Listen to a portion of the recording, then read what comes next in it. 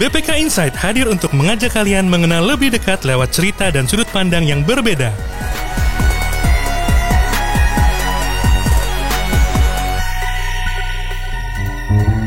Assalamualaikum warahmatullahi wabarakatuh. Selamat datang di BPK Insight, podcast pembelajaran BPK Korpu bersama saya, Made Dwi Ningtyas. Halo sahabat pembelajar semua dimanapun berada, apa kabar?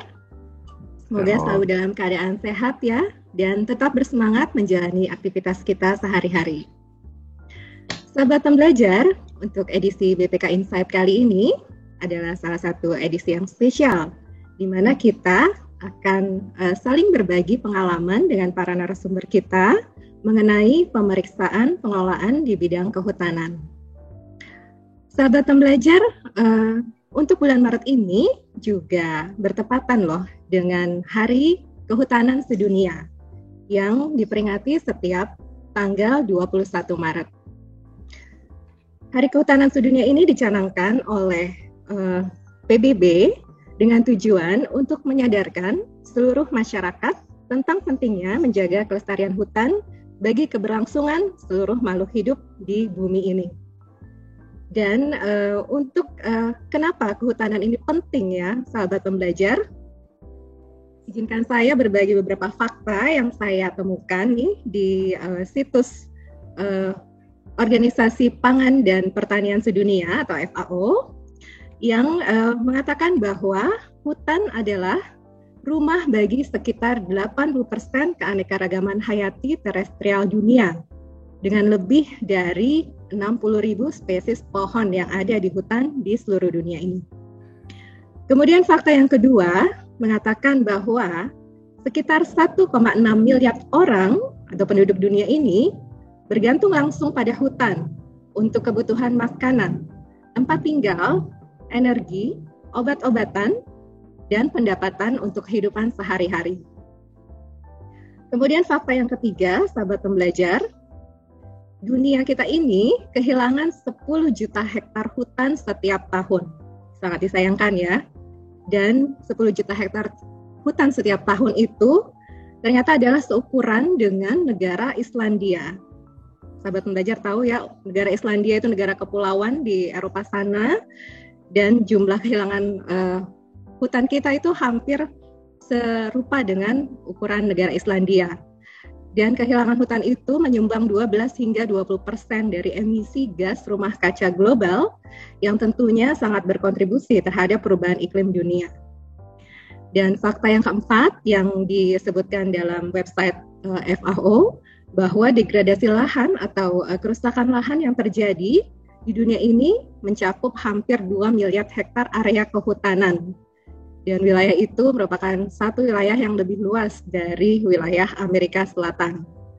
Wah, dengan fakta-fakta yang ada di situ, kita bisa melihat bahwa pentingnya peran kehutanan ini, peran hutan bagi kelestarian, bagi keberlangsungan hidup kita sebagai manusia dan seluruh makhluk hidup yang ada di bumi ini sangat penting. Dan terkait dengan bagaimana menjaga pengelolaan hutan tetap berjalan secara baik, mengikuti peraturan perundang-undangan yang berlaku, baik di Indonesia maupun juga peraturan yang berlaku di internasional, komunitas internasional di bidang audit kehutanan, telah hadir saat ini bersama kita 3 narasumber yang kompeten di bidang pemeriksaan pengelolaan kehutanan.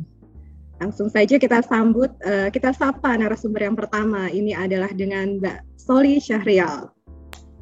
Halo Mbak Soli. Waalaikumsalam. Apa kabar Mbak Soli? Sehat Mbak Made. Gimana Mbak Soli ya? Baik. Mbak Soli ini sahabat pembelajar adalah lulusan dari Sarjana Kehutanan dan juga Master of Sustainability dari Monash University Australia ya Mbak Soli. Dan kemudian beliau juga sudah memiliki banyak pengalaman di bidang audit kehutanan semenjak dari tahun 2008 menjadi auditor di bidang pemeriksaan Kementerian Kehutanan, Kementerian Pertanian, kemudian sampai dengan pemeriksaan lingkungan lainnya sampai 2020 dan saat ini beliau bertugas di Tamaresba. Siap. Baik, terima kasih Mbak Soli. Yang kedua, untuk narasumber kita yang kedua adalah Mas Widas Prihantoro. Assalamualaikum Mas Widas. Pagi. Waalaikumsalam. Selamat pagi. Waalaikumsalam. Baik. Kabar baik Mas Widas. Mas Widas ini juga lulusan dari Teknik Lingkungan dan sudah sejak tahun 2007 sampai 2013 ya Mas Widas ya, menjadi auditor bidang kehutanan. Kemudian pernah di perwakilan juga dan saat ini menjadi auditor pada Auditorat Keuangan Negara 7 di bidang SKK Migas, begitu ya Mas Widas. Ya, betul Mbak Made. Oh, baik, dan yang ketiga narasumber kita, nah ini adalah salah satu auditor kehutanan juga yang berasal dari daerah yang sama dengan saya, jadi saya panggilnya Bli Igede Wiprade Pasupati. Selamat pagi, Bli Gede. Selamat pagi, Mbak Made.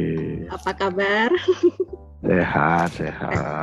Ya, baik. Bli Gede ini adalah juga sarjana kehutanan, kemudian pernah bertugas menjadi auditor kehutanan di AKN 4 ya, Bli Gede. Ya. Kemudian ya pernah bertugas di perwakilan Provinsi Kalimantan Tengah dan juga saat ini sebagai auditor di BPK Perwakilan Provinsi Bali. Begitu. Akhirnya pulang kampung. Pulang kampung kembali, baik. Target ya. Iya. Ya, terima kasih Mbak Soli, Mas Widas, Bli Gede sudah bersedia hadir di sini untuk sama-sama kita ya Mbak Soli, Mas Widas dan Bli Gede untuk berbagi pengalaman nih. Dahulu pernah menjadi, kalau sekarang mungkin tidak menjadi auditor kehutanan lagi, tapi tentunya pengalaman yang sudah-sudah ini sangat berharga untuk bisa di-sharing untuk sahabat membelajar semua gitu. Baik, di sini untuk selanjutnya nih, sebelumnya saya ingin langsung masuk aja di pembahasan kita. Bisa di-sharing dulu awal mula masuk dan ditempatkan di Auditorat Keuangan 4, kemudian menjadi auditor kehutanan. Apa saja sih yang dilakukan dalam tugas pemeriksaan pengelolaan hutan ini? Baik, saya mulai dari Mbak Soli dulu ya. Silakan Mbak Soli. Makasih Mbak Made. Sedikit koreksi, saya tuh bukan sarjana kehutanan. Oh iya, mohon maaf, sarjana teknik lingkungan. Baik. Ya. Jadi sarjana, mohon maaf sahabat belajar, ada sarjana teknik lingkungan. 2 ya, Mas Widas juga ya? Iya, kita satu bukan alma mater ya, satu kampus ya Mas Widas ya. Mas Widas senior saya dulu. Iya, jadi 2 sarjana teknik lingkungan dan 1 sarjana kehutanan. Iya. Silakan Mbak Soli. Ya. Jadi dulu tuh kasarnya kita kalau penempatan kan dicemplungin langsung ya di AKN 4 dan langsung ditempatkan di subauditorat 4. Ayo lupa nih. Sekarang 4B, dulu 4A ya. 4A2. Pengalaman kan waktu itu belum tahu apa-apa nih Mbak Made. Apa sih kehutanan, secara backgroundnya kan teknik lingkungan ya. Pertama kali saya dicemplungin ke audit terkait kehutanan itu waktu pemeriksaan Banjar Bengawan Solo. Nah, waktu itu tuh ada PU juga, ada kehutanan juga. Mulailah belajar sampai akhirnya atasan kami itu mulai tuh membawa terkait audit forestry yang proyeknya WGEA ke subauditorat kami gitu. Nah, waktu itulah kita mulai tuh bergerilya lah dengan teman-teman lain, dengan Mas Widas. Nanti disusul oleh Gede tahun 2009 ya Gede ya? 2009 ya? 2008 akhir. Oh, 2008 akhir. Itu sih awalnya Mbak Made. Kalau saya. Iya, baik Mbak Soli. Nah, terus ini teman-teman Mas Widas dan Bli Gede bisa melanjutkan menjelaskan. Kalau auditor kehutanan itu tugasnya ngapain sih? Apa bayangan awam ya mungkin? Kalau PS tuh atau pemeriksaan selalu jalan-jalan ke hutan gitu, belusukan ke hutan. Ya benar. Pastinya. Gitu benar ya. emang. Wah, itu kayak sesuatu yang menantang juga ya. Maksudnya secara ilmu harus punya, tentunya dengan dasar tadi ilmu auditnya, tapi secara fisik gitu dan mental juga tertantang begitu. Gimana tuh pengalamannya? Ngapain aja di hutan? Terus audit kehutanan itu sebetulnya ada berapa jenis? Kemudian lingkupnya apa gitu, seperti itu. Yang Bli Gede dulu bisa menjelaskan. Siap. Terima kasih atas kehormatan. Ini sebenarnya saya paling junior di antara Mas Widas dan Mbak Soli. Saya kebetulan bergabung di auditorat 4A2, dulu namanya 4A2 yang membidangi sektor kehutanan, itu di akhir 2008, kurang lebih bulan November atau Desember.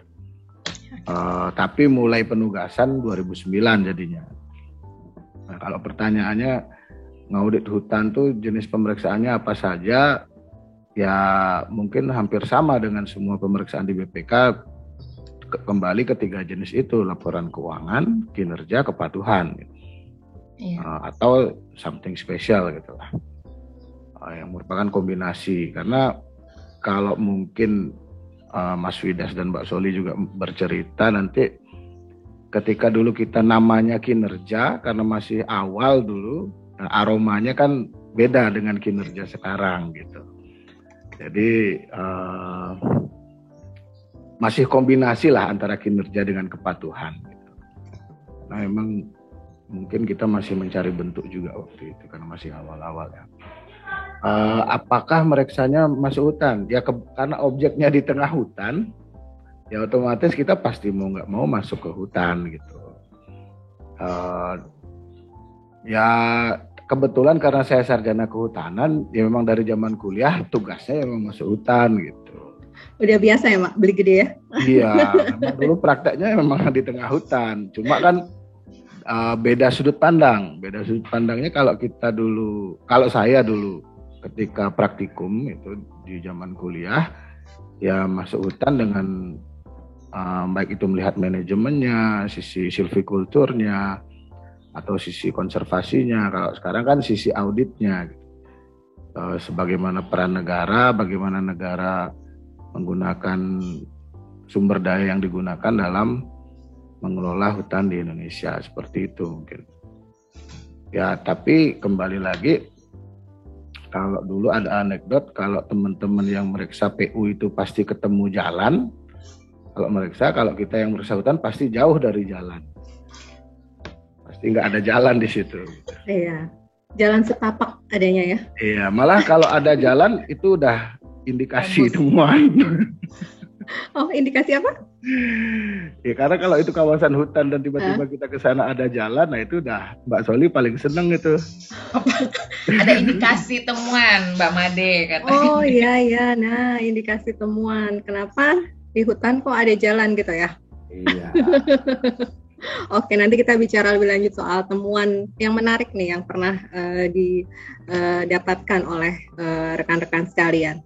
Nah tadi kalau jenis pemeriksaan kehutanannya itu tadi kinerja, tapi masih pada saat waktu teman-teman lakukan adalah masih kinerja campur dengan audit kepatuhan begitu ya, seperti itu. Ya. Kemudian untuk tujuan auditnya apa sih biasanya pada entitas tertentu? Kemudian apa tujuannya? Mas Widas bisa menerangkan? Iya, sebenarnya kalau pemeriksaan di kehutanan ini macam-macam ya tujuannya ya, tergantung jenis pemeriksaannya sebenarnya. Mau pemeriksaan kinerja atau pemeriksaan kepatuhan atau PDTT gitu ya. Atau kalau pemeriksaan keuangan juga pasti tiap awal tahun kita laksanakan. Cuma kalau misalnya anggap aja pemeriksaan pertama tentang kehutanan yang pernah saya lakukan itu tentang manajemen kehutanan sebenarnya. Jadi itu sangat luas sekali ya, manajemen kehutanan itu mulai dari proses inventarisasi hutannya, ada istilahnya itu pengukuhan kawasan hutan. Agak susah nih, pengukuhan itu kayak apa? Suatu kawasan itu dipatokin gitulah ya gampangnya ya, sehingga kalau sudah dipatokin maka itu nanti dikukuhkan menjadi kawasan hutan. Ada di manajemen kehutanan itu juga ada perizinan pemanfaatan kawasan hutannya juga ada kita periksa. Kemudian pengamanan dan perlindungan dari misalnya dari contohnya dari pembalakan liar atau dari kebakaran hutan dulu juga kita itu campur-campur pokoknya di situ. Sampai ke perubahan iklim yang waktu itu 2008 kita belum punya komitmen apa-apa ya pemerintah Indonesia dengan UNFCCC gitu ya, kita belum punya komitmen, kita udah mulai masuk ke sana di tahun 2008. Nah, tujuannya sangat luas sebenarnya. Tadi awalnya settingannya sebenarnya kinerja, tapi yang disampaikan Gede tadi, loh kok jadinya banyak temuan PDTT ya. Akhirnya ya udah kita setting jadi PDTT juga akhirnya, walaupun awalnya kita pengennya pemeriksaan kinerja. Baru setelah itu di tahun-tahun berikutnya kita fokus mulai dari PNBP kehutanan sendiri ada, mitigasi perubahan iklim ada, pengukuhan sendiri ada, jadi tidak general gitu ya.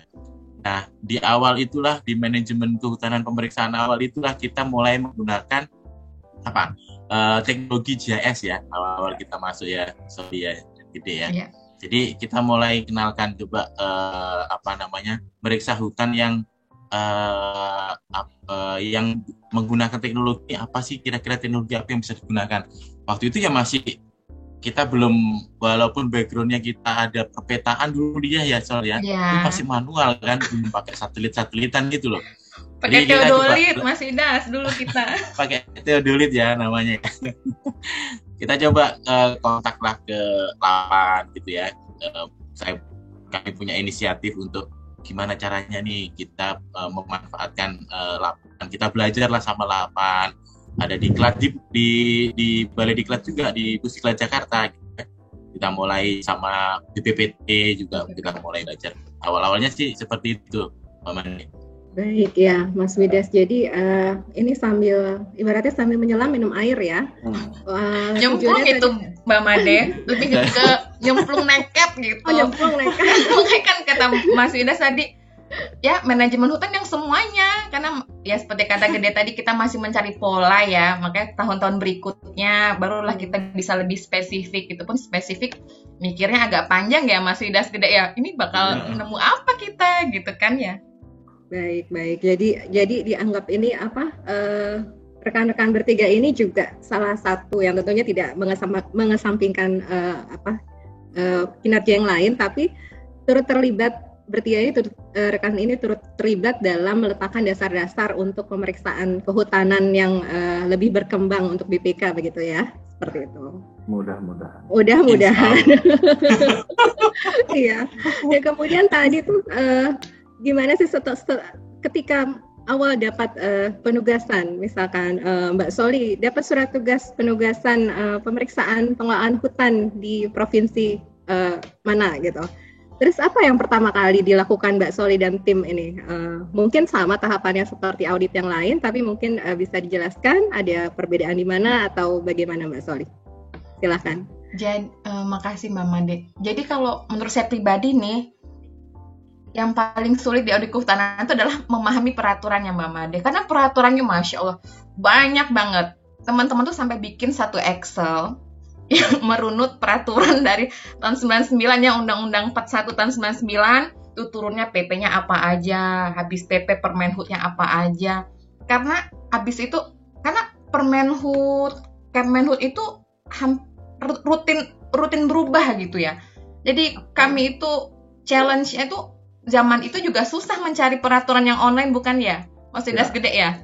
Jadi kita benar-benar merunut peraturannya dulu, kita memahami peraturannya dulu, barulah kita mulai memahami proses kerja di Kementerian Kehutanan sendiri gitu.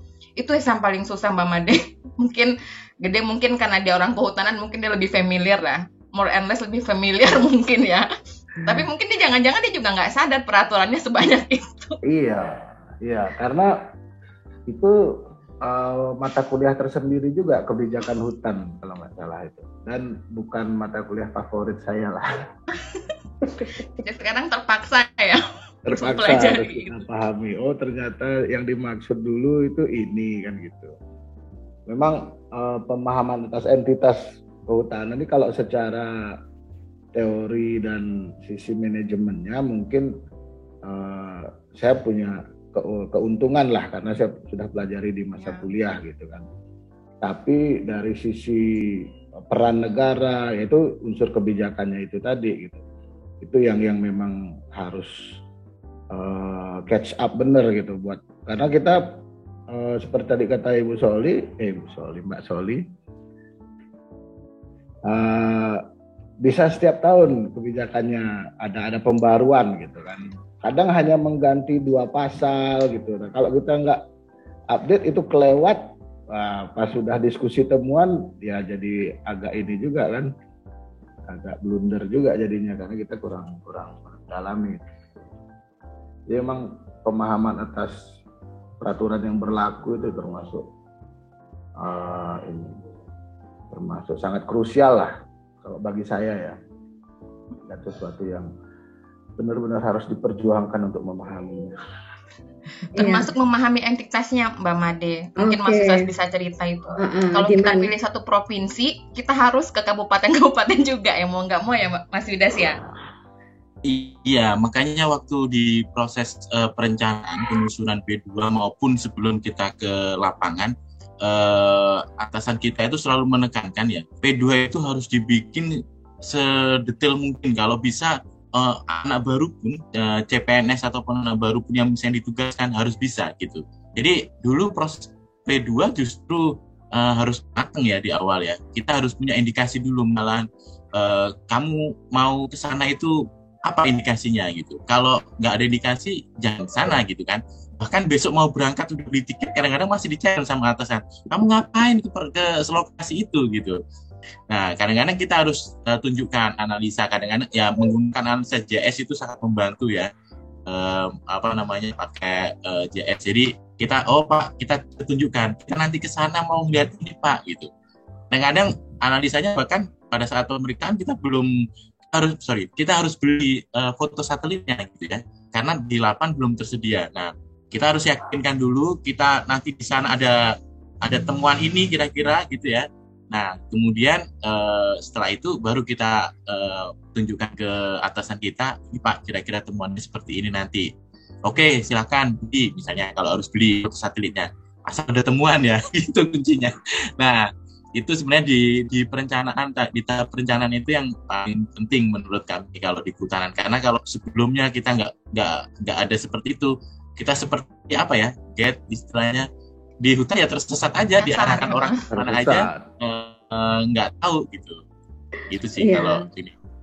Baik, jadi benar-benar memang harus dalam tahapan pemeriksaan P2. Tadi sahabat belajar, P2 ini adalah program pemeriksaan begitu ya, perencanaan pemeriksaan.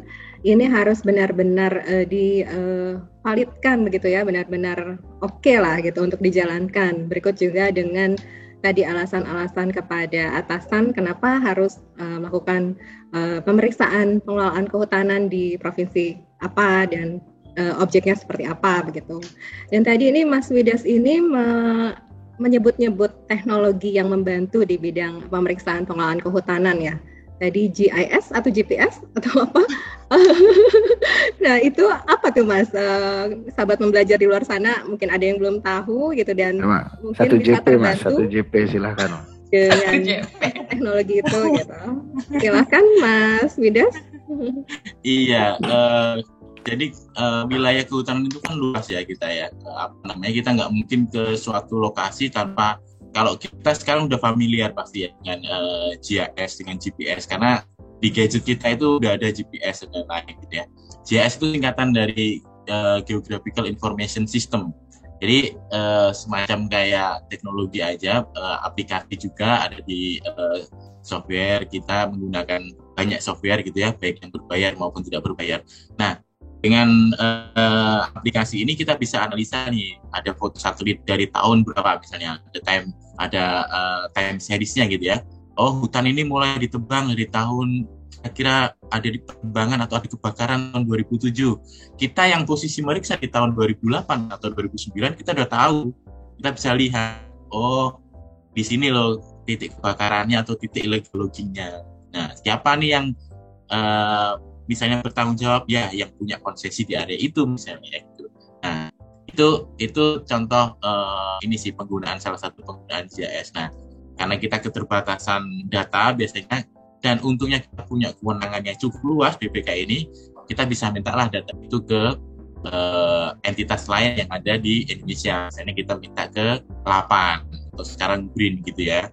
Kalau dulu di Lapan. Nah, kita kalau database-nya ada di Lapan, kita bisa memperoleh data itu gitu. Tapi kalau misalnya belum ada, ya harus pesan ya ke penyedia foto satelit. Otomatis banyaklah penyedia foto satelit di dunia ini. Misalnya di banyak ada Amerika juga, kebanyakan sih Amerika gitu ya. Kita bisa pesan. Nah, jadi lokasinya kalau kita tadi indikasi kita di misalnya Kalimantan Tengah, dulu paling banyak itu kalau nggak Kalimantan Tengah ya Riau gitu ya.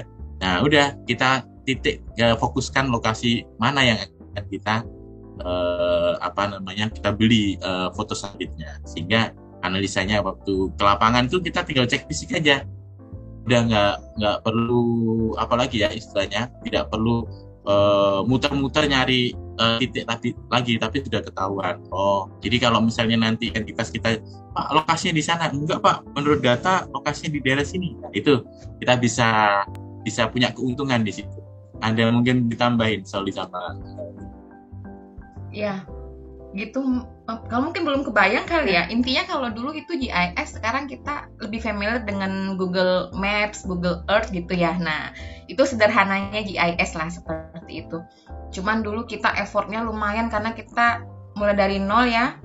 Kalau kata Mas Widas tadi ngambil citranya kita minta ke lapan, atau kadang-kadang kita harus beli. Sementara untuk batas-batas wilayahnya itu kita harus minta lagi ke Kementerian Kehutanan. Kita juga pernah minta ke dulu Bakor Surtanan, sekarang BIG. BIG ya, BIG. Jadi benar-benar gimana ya, mengandalkan mata juga sih.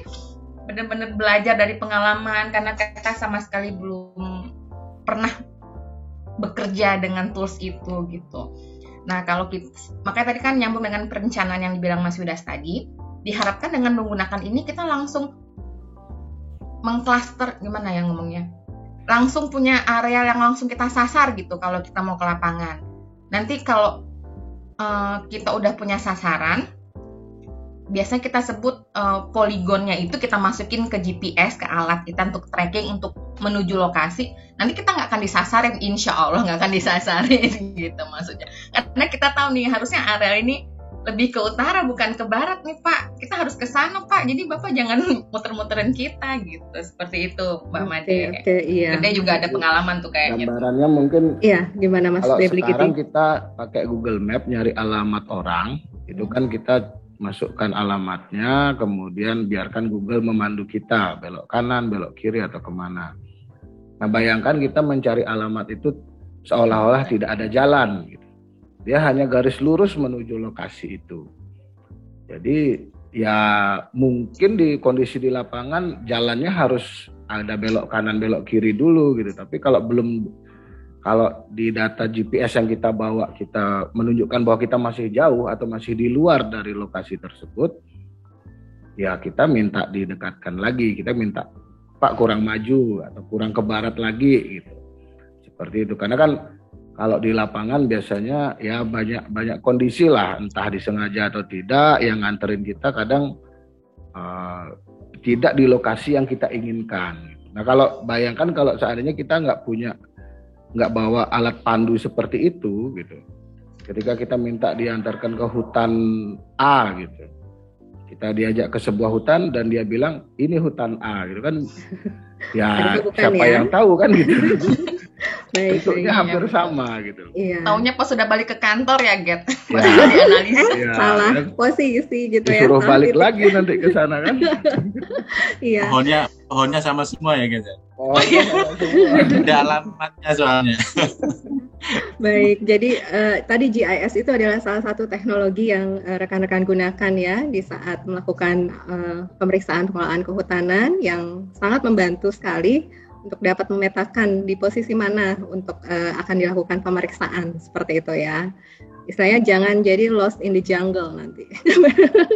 Benar-benar jungle soalnya, benar-benar di hutan gitu. Jadi bayangannya gini, Mbak Made. Ya. Kalau teman-teman kalau kita sama-sama di 4A ya, biasanya teman-teman PU kita gunakan sebagai perbandingan. Kalau teman-teman PU itu menuju lokasinya cepat, karena pasti biasanya jalan atau gedung atau bangunan air gitu. Tapi di sana yang lama, mereka harus ngukur panjang lebar segala macam gitu. Nah, kalau kami di kehutanan menuju lokasinya yang lama. Sampai di sana paling cuma ngambil foto, ngambil titik, nggak sampai 10 menit udah pulang, tapi menuju lokasinya yang bisa seharian gitu. Oke. Betul kan? Jadi ingat. Jadi tadi ya butuh effort, tidak hanya keilmuan saja di bidang peraturan perundangan yang berlaku tentang kehutanan, tapi juga ketahanan fisik, mental untuk menuju lokasi pemeriksaan gitu ya. Mentalnya itu. Kemudian nih rekan-rekan setelah dapatkan data di sana di lokasi pemeriksaan, kemudian balik lagi ke kantor, kemudian melakukan pengolahan data pemeriksaan. Kemudian apa lagi yang dilakukan setelah itu? Mbak Soli. Menyajikan. Mbak Blagede atau Mbak Soli silakan.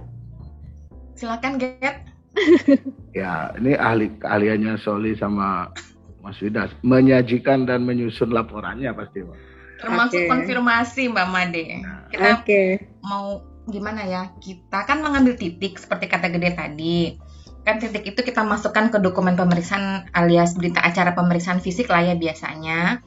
Lalu kita melakukan konfirmasi untuk ke Kementerian Kehutanan untuk memastikan memang yang kita dapetin itu memang area yang kita sesuai dengan analisis awal kita seperti itu.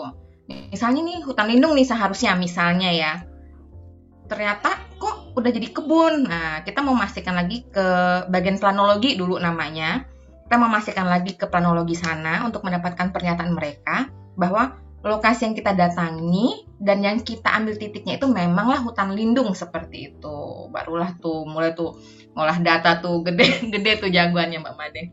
Ngolah data, ngutak-ngatik, displaynya juga harus presisi ya, karena kan tidak semua pembaca itu memahami peta. Ya, maksudnya kita harus bikin presisi, legendanya jangan lupa ya, Get ya. Itu Mas Widas yang bikin standarnya itu. Oh, warna-warnanya ya kalau nggak salah dulu juga ya. Sebenarnya warna kan kalau warna misalnya tadi itu hutan lindung, hutan konservasi udah ada dari aturannya. Jadi udah ada aturan warnanya. Misalnya hutan lindung itu hijau tua gitu ya. Konservasi itu warna ungu, hutan konservasi gitu. Jadi kita awal-awal dulu waktu bikin terserah aja gitu ya. Kok nggak seragam ya? Itu terserah aja warnanya gitu. Di LHP antara LHP yang ada di bersamaan terbitnya ada yang di Riau, di Kalteng kok beda gitu ya. Ini hutan lindung warna kuning, ini hutan lindung warna. Oh ternyata itu tadi karena saking banyaknya aturan kita harus ternyata ada aturannya. Jadi kita ini warnanya ini, kalau hutan sekian warnanya ini gitu. Jadi akhirnya distandarisasi lah itu warnanya supaya sesuai dengan Kementerian Kehutanan juga sama gitu. LHP kita nggak ngaco sendiri gitu ya warnanya. Jadi ya udah ada standar, ada aturan gitu. Nah itu yang setelah di lapangan memang ya udah tadi kita analisis konfirmasi harus ya. Konfirmasi tadi seperti yang Soli bilang, konfirmasi harus karena itu merupakan tahapan audit yang penting gitu ya. Kemudian kita susun segampang mungkin sebenarnya gambar itu kita sajikan. Tulisannya juga segampang mungkin bisa dimengerti pembaca dari luar unit kami gitu ya. Karena kalau bahkan di BPK sendiri dulu kita sering bicara dengan Bimbangkum ya. Kalau untuk hutanan ini seperti apa sih gitu. Apakah ini kerugian negara misalnya itu berapa gitu.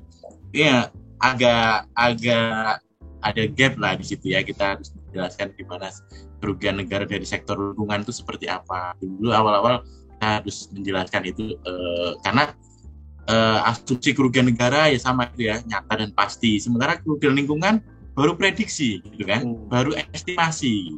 Kita nggak gitu, berarti akhirnya dapatlah saya kata-kata potensi kerugian atau seperti itu. Nah itu yang harus laporan tadi, penyusunan laporan setelah di lapangan itu yang harus kita kita susun dengan baik supaya dimengerti oleh semua pihak.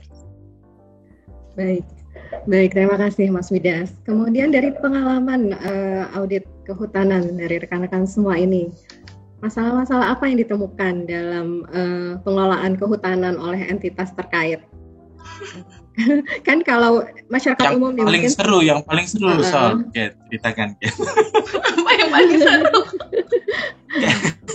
Bisa di-sharing kalau sahabat pembelajar di luar sana mungkin kan kalau kehutanan, masalah hutan apa ya? Oh, kebakaran hutan ingat ya gitu. Terus illegal logging gitu atau pembalakan liar gitu ya. Terus apa lagi ya? Nah, dari kalau teman-teman sendiri selaku pelaku yang melakukan pemeriksaan langsung nih. Ini apa yang ditemukan di lapangan, teman-teman? Silakan. Bingung nih mulai dari mana? Mas Gede silakan. Mas Gede. yang paling berkesan mungkin ya. Kalau yang paling ini mungkin kalau masalah banyak ya. Mungkin masalah banyak. Ya zaman itu ya. Kita kan bicara zaman tahun 2009 gitu kan. Iya, 10 tahun lebih kan. Jadi ya kalau perkembangan di 2 tahun terakhir, 3 tahun terakhir terus terang karena saya di perwakilan jadi kurang terlalu mengikuti bagaimana ininya, meskipun kemarin ada isu sawit jadi tanaman hutan yang dari IPB tapi di kementerian akhirnya tidak diakui. Nah, itu jadi menarik juga bagi Ibu Soli yang menyusun audit kehutanan, modul forestry audit itu. Tapi kalau masalah-masalah yang di lapangan yang menjadi temuan, mungkin kalau saya yang berkesan tuh ketika kita, salah satu temuan kita itu menjadi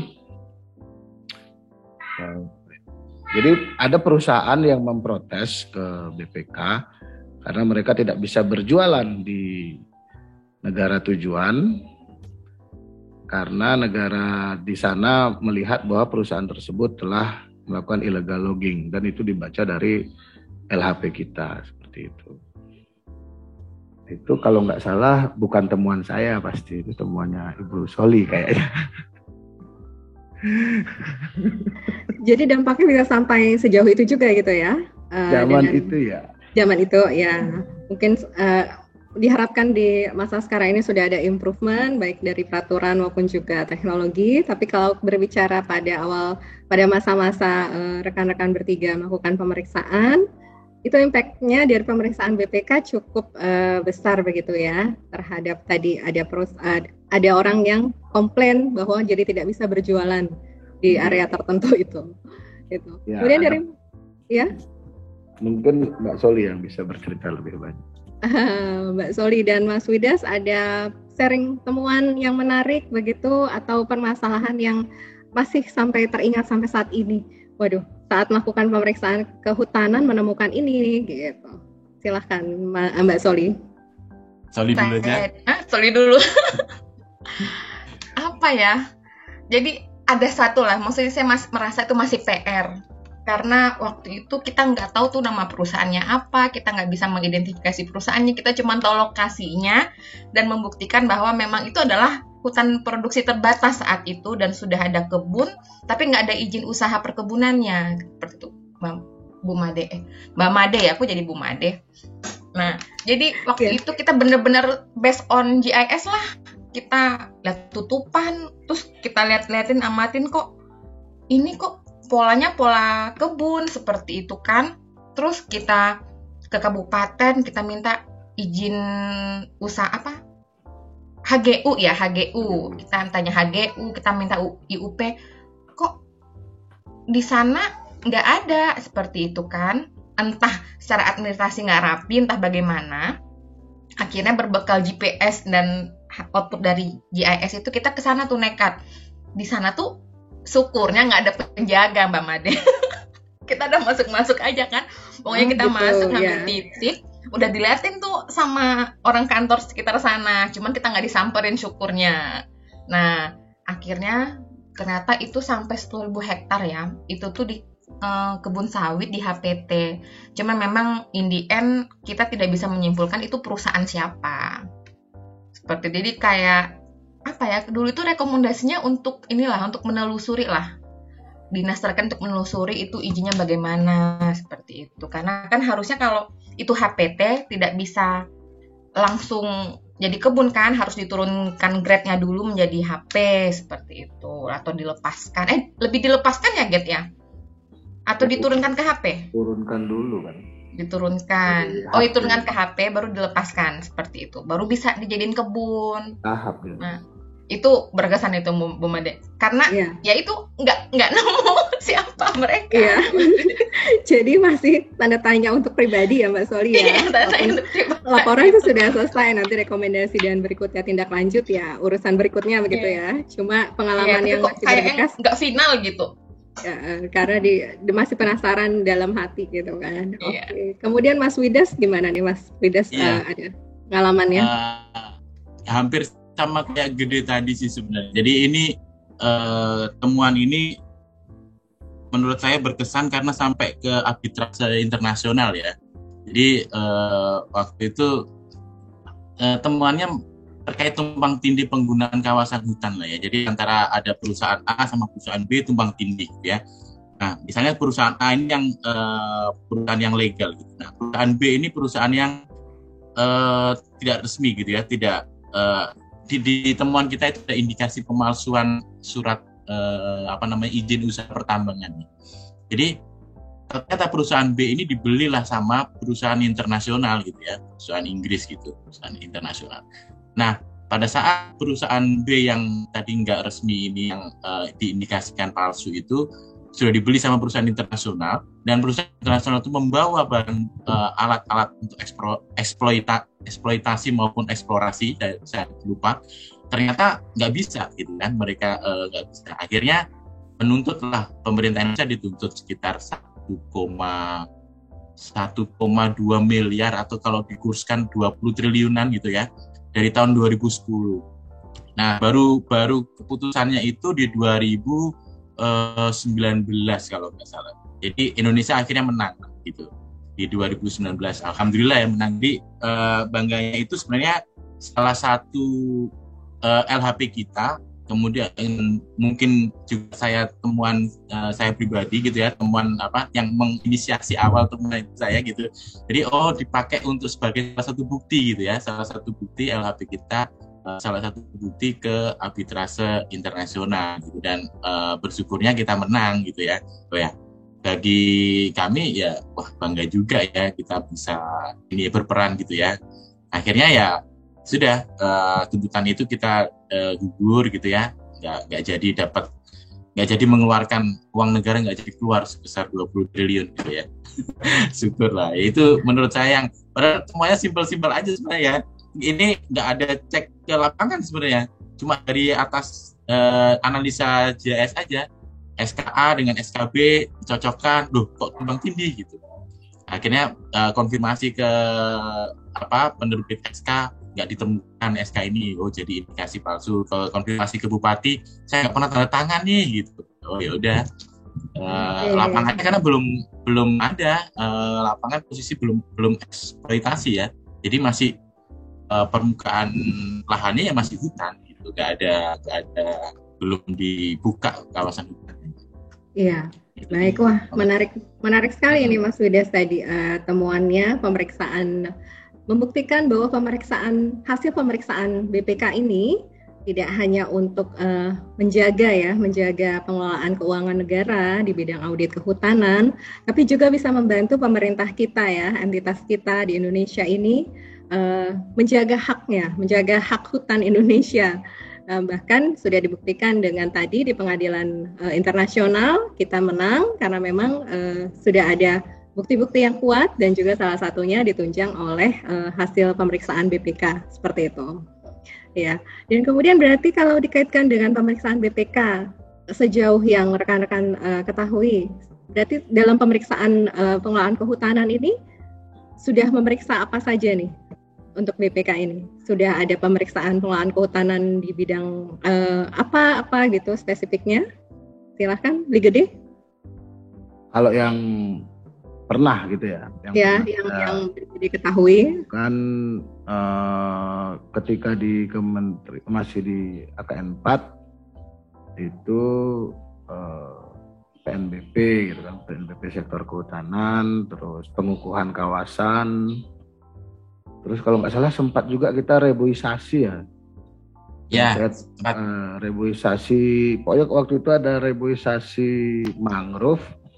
Ya. Tapi untuk mengunjungi lokasinya itu saya harus pakai kapal tongkang, tapi mesinnya rusak, jadi 2 jam di tengah laut. Kalau rusak gimana itu, diapain? Di kayu bersama apa? Waktu itu akhirnya ada mekanik yang datang. Karena kebetulan ada sinyal itu di tempat dia terendam. Ya, cuma memang di tengah laut kan gitu. Jadi, berapa jam terapungnya? Sampai antara 1 sampai 2, pokoknya dari terang sampai udah maghrib banget lah. Sambil deg-degan gitu. Makanya jadi ingat, ada yang reboisasi kalau nggak salah. Itu terkait di Selat Malaka waktu itu. Ya, itu kita paralel audit itu kan dulu dengan Ya, Malaysia. sama Malaysia sisi satunya, kita di sisi satunya. Yang saya juga kecemplung ke lumpur itu. Curhat terus. Tapi jadi pengalaman tak terlupakan gitu ya. Oh iya Mbak, terus masih diingat mobilnya sampai saat mogok ini. di tengah ini, jadi harus jalan nyari desa, udah malam gitu. Bikin obor dari daun kelapa itu. Ya memang harus siap seperti itulah gitu. Jadi mungkin buat gambaran yang CPNS baru masuk ditaruh di AKN sekarang 4B ya. 4B sekarang ya.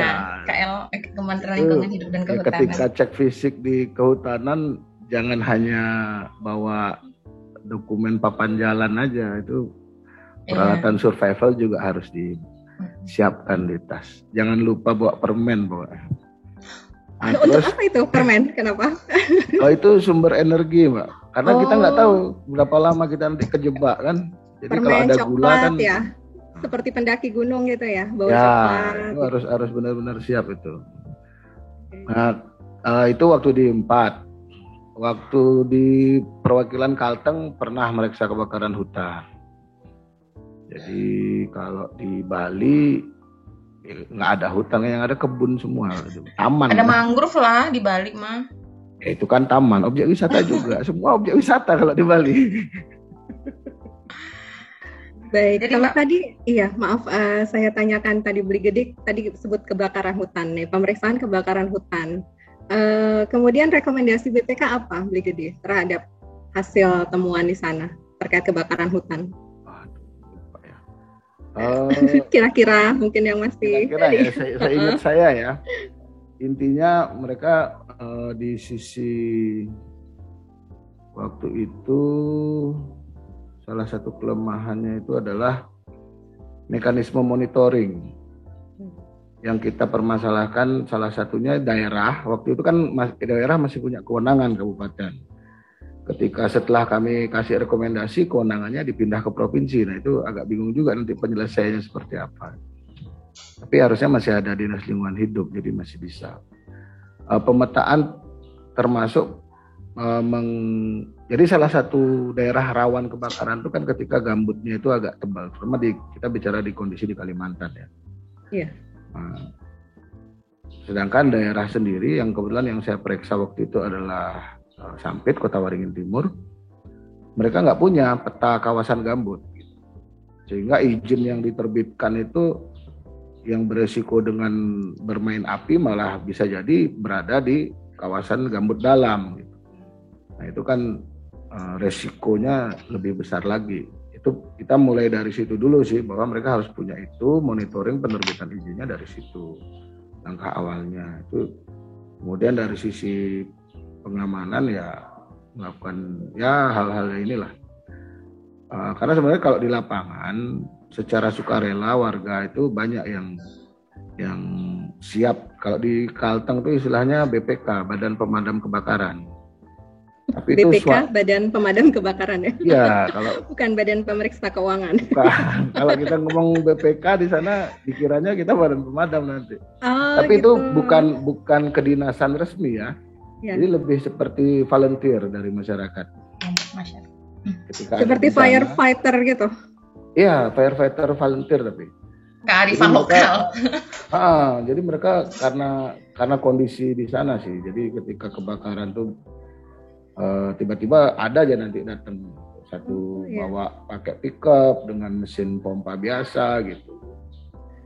Itu yang membantu memadamkan nanti. Memadamkan. Tapi turut diapresiasi ya, itu kan pekerjaan sosial begitu kan, tidak semua orang mau dan bisa. Ya, karena kondisi mungkin kayak di Sampit, terus daerah-daerah tertentu lah di Kalimantan, enggak semua sih, tapi daerah yang cenderung padat kayak di Kapuas atau Sampit, yang perkampungannya padat dan karena mereka kondisi lahannya kebanyakan bangunannya dari kayu, nah itu kan sangat rentan sekali dengan kebakaran. Biasanya pasti ada itu badan pemadam itu, BPK lokalnya. BPK lokal. Baik, kalau Mbak Soli apa nih Mbak Soli pengalaman selama audit kehutanan BPK ini sudah melakukan audit kehutanan apa saja nih yang Mbak Soli tahu? Jadi sebenarnya kami itu bisa dibilang sama melakukan pemeriksaannya, tapi provinsinya berbeda gitu, Mbak Made. Oh, begitu. Misalnya kan manajemen hutan, saya di Riau misalnya, Mas Yudas di Kalteng, Gede misalnya di Kaltim. Nah, itu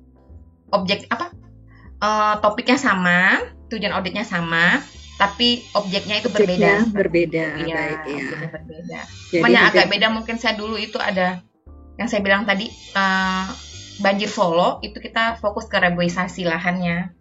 Reboisasi hutan dan lahan. Tapi itulah kalau reboisasi hutan dan lahan kan ujung-ujungnya HL ya, di tempat yang tinggi gitu. Susah banget auditnya. HL apa itu Mbak Soli? Hutan lindung, hutan lindung. Oh, nah, kalau hutan lindung itu kan ya. Pasti agak ke atas, kita harus daki lah, agak jauh jalannya lah. Tapi cenderung susah lah dapat temunya menurut saya kalau kita cek fisik gitu.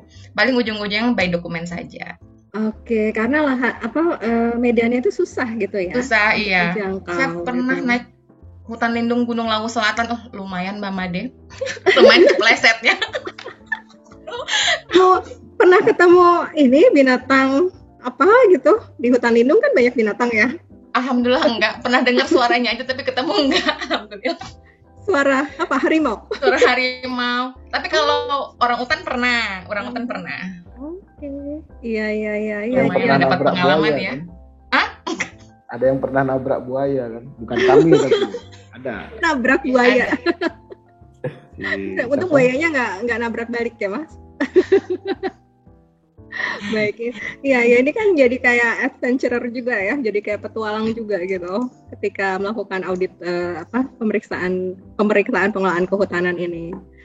Dan baik, kemudian kalau ini kan rekan-rekan tuh sudah paham untuk bagaimana best practice atau panduan untuk pemeriksaan pengelolaan hutan Indonesia.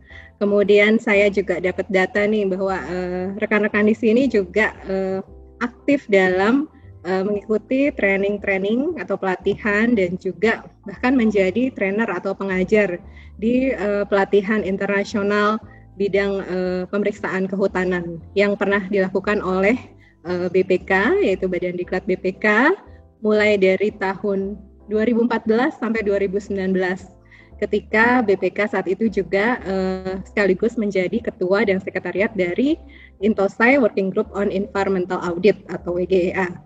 Nah, di masa kepemimpinan BPK ini, BPK juga menjadi leader dari proyek WGA, kemudian juga untuk mengadakan pelatihan internasional di bidang audit kehutanan. Nah, dari pengalaman rekan-rekan menjadi pengajar nih, ini pesertanya ini internasional ya, datang dari berbagai benua karena Intosai, ada yang dari Asia, sama Asia, kemudian Australia bahkan pernah mengirimkan peserta, kemudian dari benua Amerika Selatan banyak yang juga jadi pesertanya, Eropa juga banyak pesertanya. Nah, ini bisa sharing ke sahabat pembelajar semua, gimana sih persiapan apa yang dilakukan ketika mau ngajar, kemudian pengalaman apa yang seru yang pernah didapatkan selama ngajar? Mas Widas nih, kayaknya udah siap. udah senyum-senyum dari tadi. Iya. Silakan. Iya benar yang kata Made tadi. Kita mulai deliver materi diklat atau training itu 2014. Tapi kita sudah mulai menyusun untuk guidance pemeriksaan audit forestry itu tahun 2011 kalau nggak salah ya. Udah selesai, udah ditetapkan sama Intosai sebagai salah satu guidance gitu ya. Kemudian baru setelah itu kita nyusun panduan diklatnya gitu ya. Baru 2013 itu kita semacam tryout gitu ya, tryout baik di Pusdiklat maupun kita coba one day seminar di WGA waktu itu ada di Eropa juga pernah gitu ya. Jadi sekali one day trial gitu. Nah, kalau yang untuk pengajaran dari tahun 2014 kan 5 hari gitu ya. Nah, tadi yang disampaikan awal 2014 istilahnya kayak rebutan gitu ya, yang daftar gitu. Karena mereka lihat dari laporan-laporan kita, LHP kita, penggunaan terutama untuk penggunaan GIS dan GPS itu pasti tertarik lah mereka untuk itu, untuk menggunakan itu. Yang agak seru ya kalau misalnya tadi dari Amerika Latin gitu kan, mungkin hutannya agak sama ya dengan kita. Yang agak aneh itu yang dari Timur Tengah gitu. Gimana ya caranya ya? Ini hutannya apa ya gitu. Kalau Eropa mungkin homogen gitu ya, hutannya yang terlalu heterogen kayak hutan hujan tropis kayak di kita gitu. Nah, di Timur Tengah itu kita juga bingung. Ini kawasan hutannya seperti apa? Ternyata mereka punya spot-spot area yang dikonserv untuk hutan gitu ya, mungkin dekat dengan mata air dan lain-lain. Dan itu mereka selalu rutin. Dari Timur Tengah itu selalu rutin ikut gitu ya. Kalau kita sharing, coba dong sharing ini hutannya kalian seperti apa, nanti kira-kira bikin P2-nya seperti apa gitu kan, temuannya seperti apa istilahnya. Nah itu mereka juga sebenarnya, kami di sini juga mau belajar ini ke Indonesia gimana gitu kan, cuma beda memang ya, hutannya agak beda. Jadi itu tantangan sendiri sih bagi kita untuk ya udah kita gambarkan aja. Kalau pemeriksaan misalnya penggunaan kan pemeriksaan diklat itu setting untuk pemeriksaan kinerja sebenarnya kan. Nah, tapi kita dari awal menyusun P2 sampai menjadikan laporan itu seperti apa, menentukan area kunci itu seperti apa gitu kan. Jadi sesuai dengan panduan Intosai. Tapi yang menarik ya itu tadi, kita ada input GIS, ada input GPS penggunaan itu. Nah, mereka gimana menyesuaikan? Itu harusnya berkelanjutan gitu kan ya. Dari mereka kita setelah train di Indonesia, mereka membuat P2 atau program pemeriksaan di BPK-nya masing-masing, kemudian diimplementasikannya seperti apa. Kemudian bisa share lagi nanti next time pemeriksaan. Kadang-kadang mereka menjadi subject matter expert gitu ya, datang ke Indonesia pada mengamati pada saat diklat. Itu ada dulu dari, kalau nggak salah ada dari Estonia atau yang apa gitu sebagai pengamat atau memberikan sebagai subject matter expertnya gitu ya untuk diklat itu. Jadi dapat masukan juga dari mereka gitu. Itu sih kalau waktu diklat forestry. Oke. Baik ya. Nah ini Brigade mungkin bisa cerita juga gimana pengalamannya. Ada yang berbeda dari Mas Widas gitu. Ketemu kasus yang menarik apa gitu dari cerita-cerita para peserta. Silakan Brigade. Pengalaman sama peserta banyak sih sebenarnya yang menarik, Pak.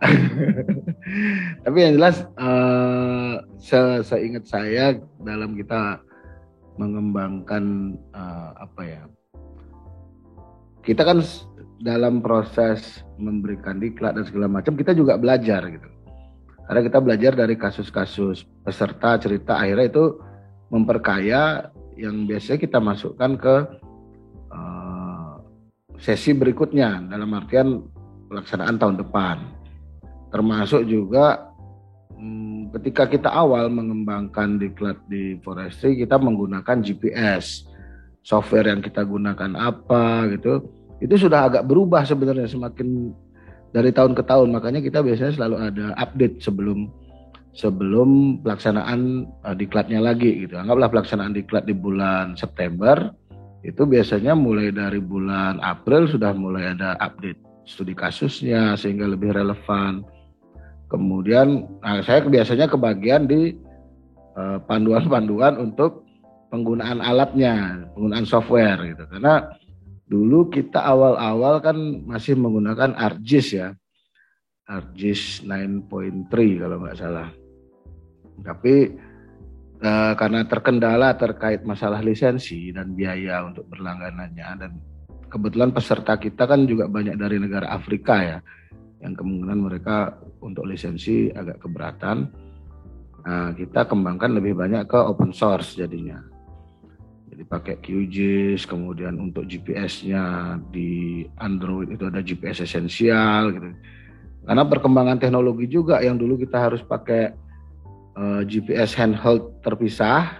Nah mungkin karena kita meriksa di hutan, sekarang cukup dengan HP Android sudah mencukupi kan. Nah itu sehingga panduannya harus di-update lagi gitu. Kemudian dari Mas Wida sama Mas Cokde juga bahwa wah masa GPS terus nih, kan kita sekarang udah banyak teknologi pakai drone. Ya syukurnya sama Pusdiklat difasilitasi juga kita praktek menggunakan drone untuk pemetaannya seperti itu. Nah kalau dengan peserta, ya peserta kita sebenarnya kalau yang dari luar itu relatif sebagian besar gitu ya, sebagian besar hampir 90% lah memang berminat dan ingin belajar gitu. Yang dari dalam yang agak unik-unik gitu. Unik-unik nih, mungkin mau belajar juga dan lebih, ini mungkin karena pesertanya kan dari negara lain ya, jadi belajar komunikasi antar budaya juga. Ya itu. Jadi mau menggabungkan banyak culture kan emang pasti agak ini ya. Ya seru sih di sana kalau saya lihat, jadi mengelola kelas dengan variasi yang bukan hanya variasi dari sisi knowledge tapi dari sisi culture-nya juga kan gitu. Itu yang pengalaman tak terlupakan lah bagi saya. Baik, iya, BGD, makasih ya. Mbak Soli gimana Mbak Soli pengalamannya mengajar seperti itu, kemudian pengalaman belajarnya juga ya, karena kan ini kan harus mengikuti best practice internasional juga. Jadi bagaimana memadupadankan praktek di Indonesia, praktek pengelolaan kehutanan di Indonesia, kemudian dipadupadankan dengan panduan dari Intosai tadi, guidance yang telah teman-teman susun. Silakan Mbak Soli. Ya, seperti kata teman-teman tadi, kami harus banyak belajar, Mbak Made. Karena kan definisi hutan tiap negara itu berbeda. Jadi memang pada saat kami mengantarkan diklat, harus eksplor banyak dari pesertanya. Kita seperti kata Mbak Mas Wida tadi, kayak apa sih hutan di Timur Tengah gitu, seperti apa sih definisi hutan di misalnya Estonia, seperti itu kan. Belum lagi kadang-kadang ada sedikit kendala bahasa kalau saya sih, kan yang dari Afrika atau itu kan agak unik ya Inggrisnya, kadang-kadang kita artinya apa ya effort lah pokoknya kita gimana caranya biar dari banyak negara itu bisa ngeblend di training itu, terlebih lagi itu sistem diklatnya itu actively participate gitu loh Mbak Made. Jadi kita kasih tugas, mereka jelaskan ke kelas, kita elaborasi, ditanggapi oleh negara lain, seperti itu effortnya menurut saya. Makanya waktu kami training dulu, kita teamwork, jadi bukan hanya Mas Yuda saja untuk hari pertama gitu, bukan. Jadi teamwork, yang di belakang layar, yang nggak di depan itu yang dukung di belakang layar untuk support banyak-banyak hal seperti itu. Nggak bisa kayaknya kalau sendiri-sendiri ya, Mas Yudas ya. Susah lah, karena kita emang harus mengendalikan orang dari banyak negara dengan sistem belajar yang kita harapkan, itu susah memang. Iya, tiap kelompok ada pendampingnya ya. Kalau misalnya. Jadi biar materi juga kadang-kadang yang disampaikan di depan perlu diperjelas lagi di masing-masing kelompok gitu, supaya lebih paham gitu ya. Kadang-kadang itu tadi kendala bahasa Inggris juga masalah juga gitu. Kadang-kadang yang disampaikan gede juga kendala knowledge juga. Dulu sempat yang saya ingat justru yang dari Australia, yang udah ibu-ibu yang udah sepuh gitu ya, udah 60 tahun berapa gitu kalau nggak salah. Bahkan handphone aja nggak punya beliaunya gitu kan. Jadi tapi ya seneng waktu kita ajak ke lokasi hutan gitu kan, seneng ya. Jadi handphonenya mana kita tanya, saya nggak punya handphone gitu kan, kaget tuh. Ada juga ya orang yang nggak punya handphone ya tahun segitu.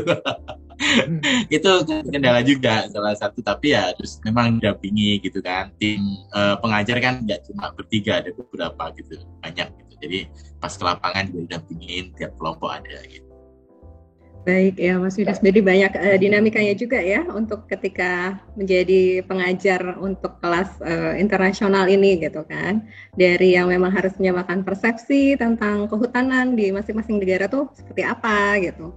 Kemudian juga penggunaan aplikasi teknologi untuk membantu audit kehutanan yang memang masing-masing negara, masing-masing peserta itu tentu kan beda kompetensinya, seperti itu.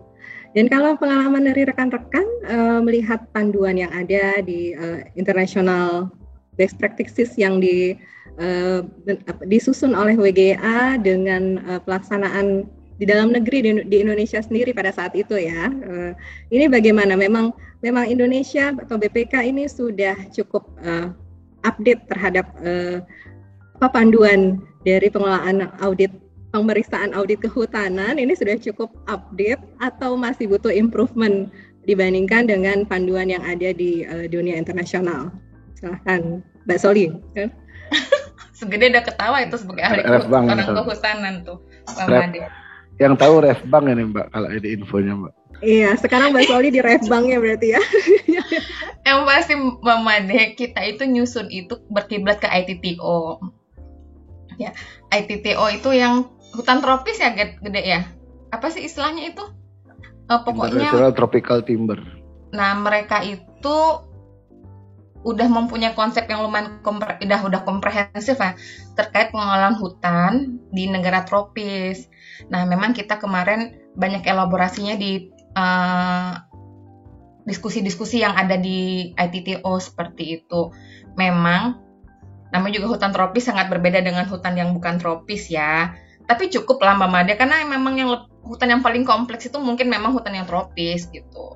Sudah secara menggambarkannya itu sudah komprehensif, kasus-kasusnya juga kita juga melibatkan, kalau saya nggak salah ingat ya, juga ada contoh-contoh kasus di negara lain kalau saya nggak salah.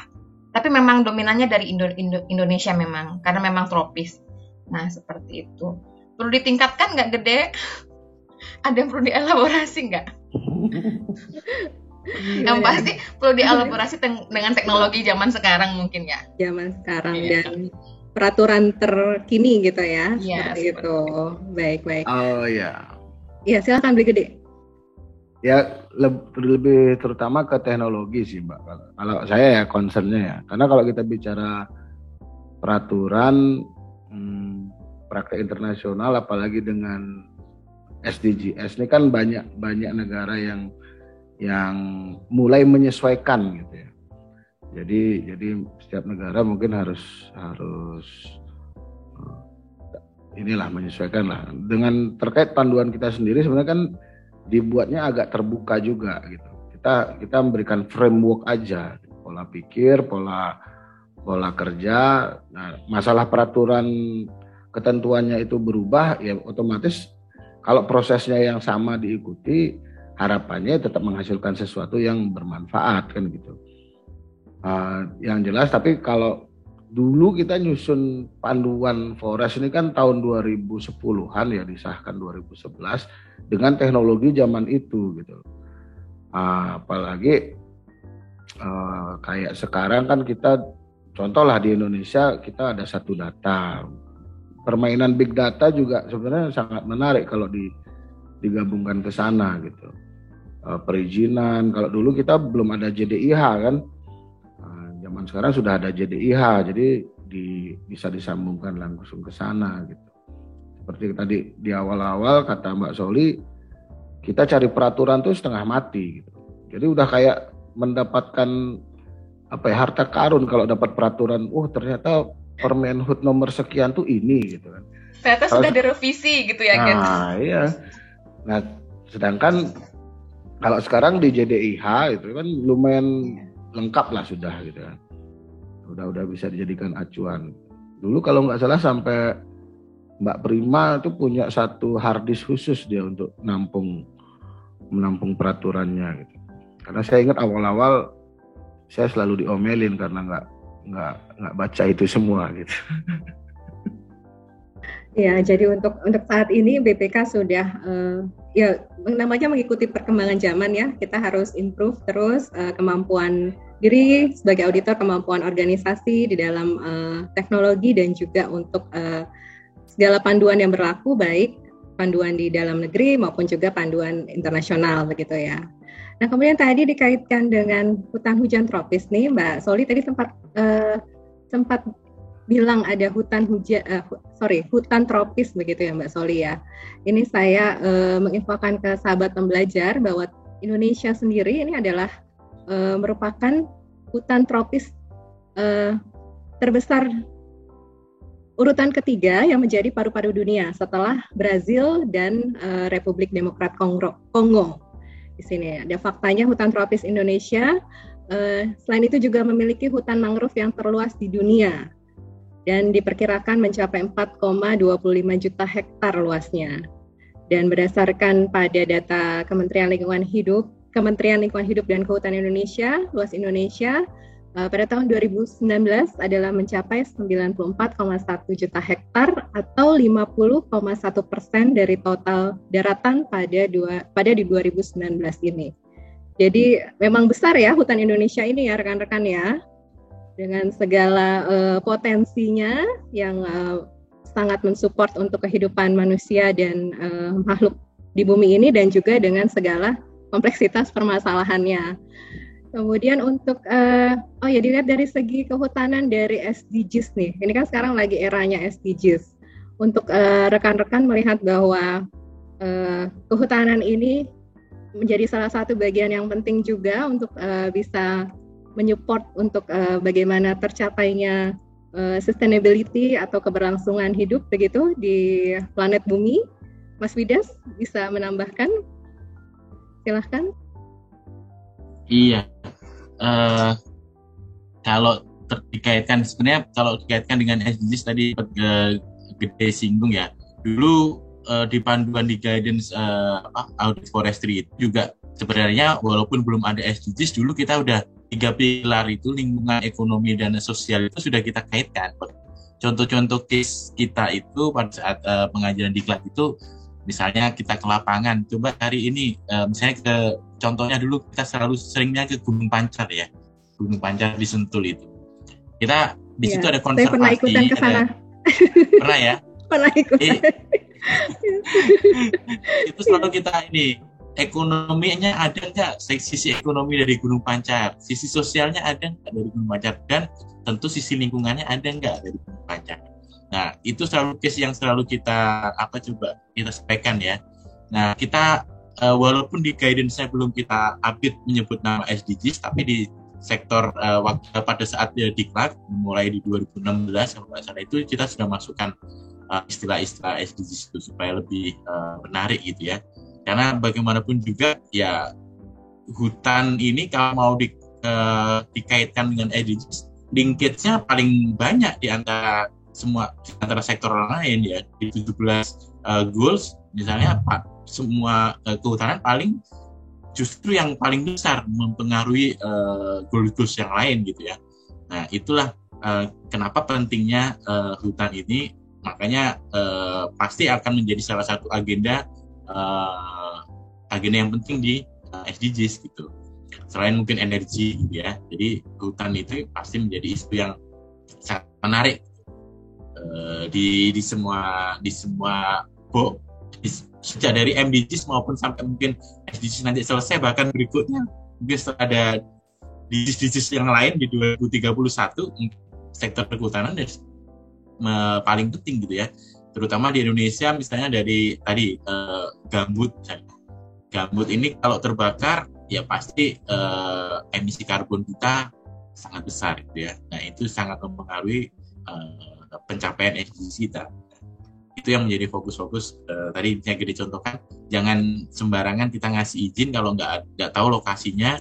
Pemerintah maksudnya memberikan izin nggak tahu lokasinya, itu misalnya di lokasi lahan gambut, atau misalnya tadi sempat Madi singgung mangrove kita terbesar juga, karena ada beberapa dulu kita periksa itu ada HPH perusahaan kayu yang ada di hutan mangrove, itu juga pernah diberikan izin zaman awal reformasi gitu. Bupati bisa memberikan area 100 hektar di hutan mangrove untuk perusahaan kayu gitu ya, dan itu akhirnya memang sudah direvisi, tapi kan bahaya sekali gitu ya, mangrove-nya hilang semua. Makanya kita sempat periksa dengan JAN Malaysia, BPK-nya Malaysia, paralel audit di Selat Malaka. Itu salah satu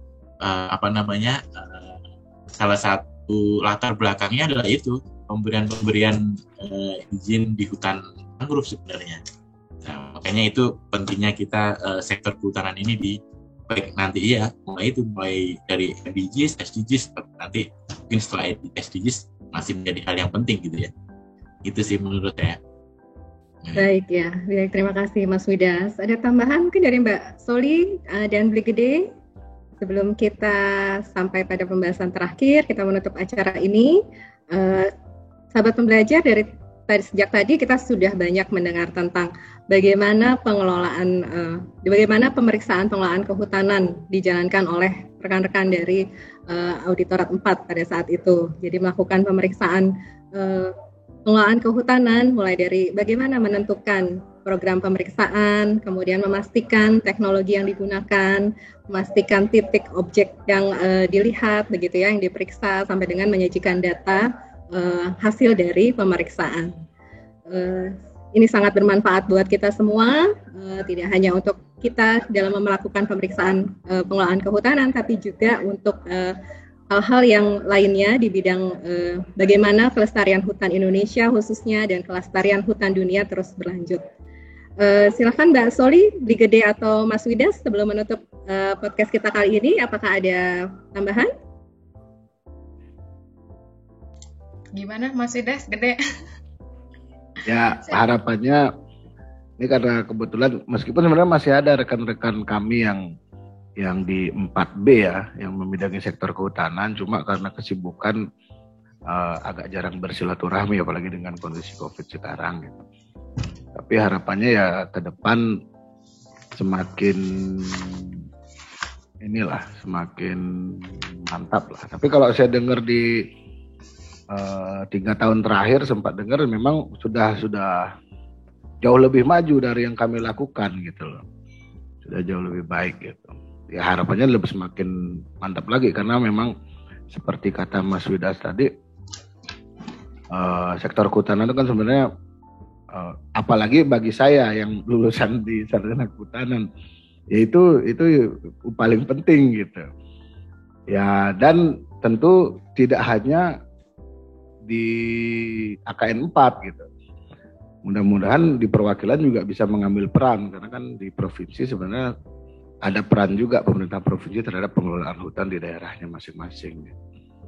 Jadi ada porsinya sehingga BPK perwakilan juga sebenarnya bisa berperan. Cuma mungkin prioritasnya belum nyampe sana karena masih banyak hal yang lain yang perlu diperbaiki. Sekian.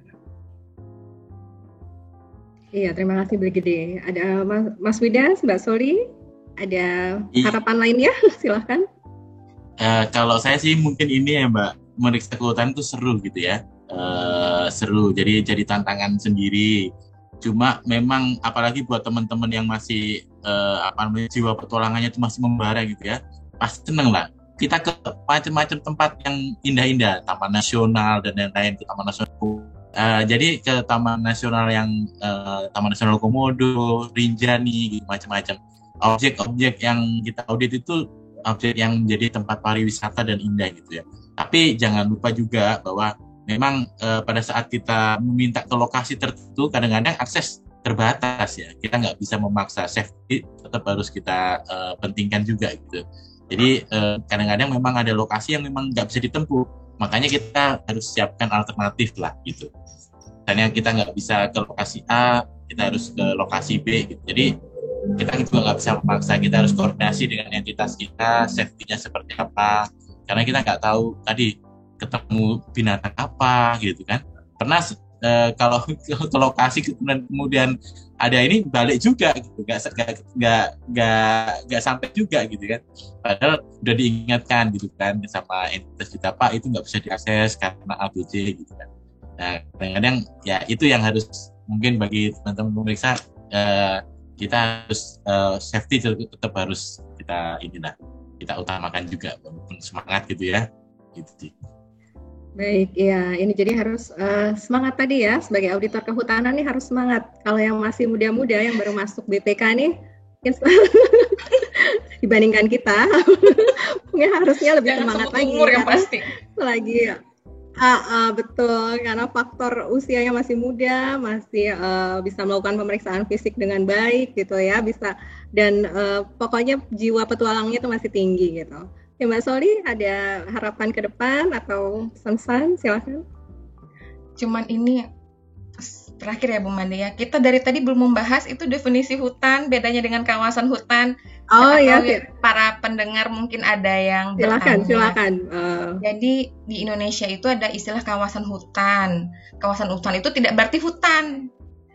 Kan orang kalau membayangkan hutan kan banyak pohonnya, ada pohonnya. Sementara yang di Indonesia itu yang disebut hutan itu adalah kawasan hutan yang ditetapkan oleh negara, Bu Made. Jadi jangan bayangkan kalau kami pemeriksa bilang kawasan hutan itu kebanyakan tuh hutan tinggi-tinggi pohonnya, enggak masih seperti itu gitu. Bisa juga yang sudah ditebang pohonnya tapi masih masuk ke peta kawasan hutan, itu adalah hutan seperti itu. Dan saya rasa banyak pemeriksa di BPK juga yang belum memahami definisi kawasan hutan dan hutan itu sendiri. Iya, baik, terima kasih Mbak Soli. Jadi memang harus tadi lagi ya balik ke panduan pemeriksaan bahwa hutan apa nih yang dimaksud nih? Hutan ini seperti apa yang tadi dijelaskan oleh Mbak Soli, kan ada satu kawasan yang telah ditetapkan gitu ya untuk menjadi hutan. Tapi sahabat belajar mungkin kalau orang yang awam kita melihatnya hutan ya ada tanaman-tanaman banyak gitu kan, banyak tanaman, terus mungkin ada marga satwa di situ liar, itu hutan gitu. Tapi ya mungkin hutan secara umum iya gitu.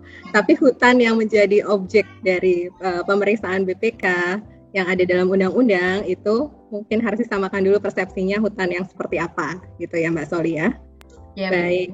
Iya, terima kasih banyak ini kalau begitu para narasumber kita, rekan-rekan, Mas Widas, Mbak Soli, Brigade. Terima kasih. Sudah sharing banyak kepada kami sahabat pembelajar mengenai proses dari pemeriksaan pengelolaan kehutanan yang telah dilakukan oleh BPK di masa rekan-rekan bertiga ini masih aktif menjadi auditor kehutanan ya, seperti itu. Semoga obrolan kita pada edisi podcast kali ini bisa bermanfaat dan juga nanti menjadi sebuah bahan untuk improvement atau perkembangan bagi BPK sendiri untuk pelaksanaan pemeriksaan pengelolaan kehutanan di masa kini dan masa mendatang.